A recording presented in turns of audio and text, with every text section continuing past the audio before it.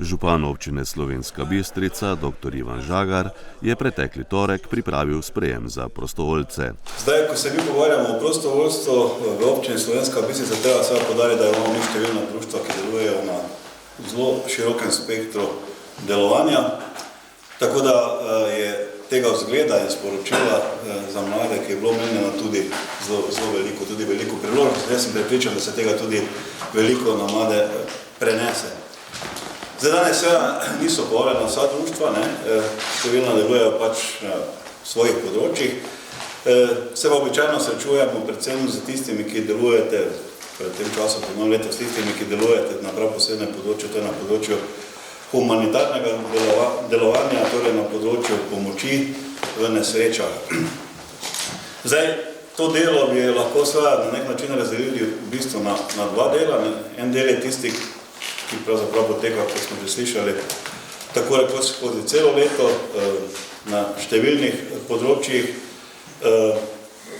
tako prostovoljci, ki pomagajo starejšim invalidom, kot recimo prostovoljci, ki delujejo na področju delovanja Rdečega križa, pa tudi Karitasa, pa seveda tudi vsi tisti, ki spremljajo najmlajše, ko je treba iti v šolo, in pa seveda vsi, ki delujejo v sklopu civilne zaščite, ker tudi vemo, da se tudi z temi dogodki ves čas skozi leto srečujemo. Zdaj običajno, pa je žal v zadnjih letih primer, da nas pravzaprav doletijo tudi izredni dogodki, tako rekoč skoraj vsako leto narava na nek način za to poskrbi, če se spomnite, nekaj časa nazaj je bil ta let, tega sicer reči zdaj 10 let, prav spomnim, 10 let, pa ampak recimo lani smo imeli kar konkretne požare, oziroma predlani konkretne požare, lani pa seveda čisto obratno zgodbo, torej vse te poplave, ki so se dogajale v Sloveniji. Zdaj treba reči, seveda, da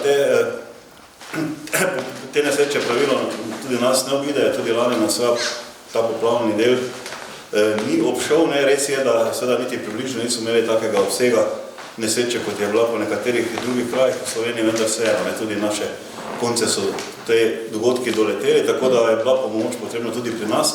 Res pa je potrebno, da se ta solidarnost tudi izkazala, kot se vedno izkaže, in ste šli pomagati tudi v druga okolje, tam, kjer je bila pomoč in tistim, ki je bila pomoč tistem trenutku najbolj potrebna.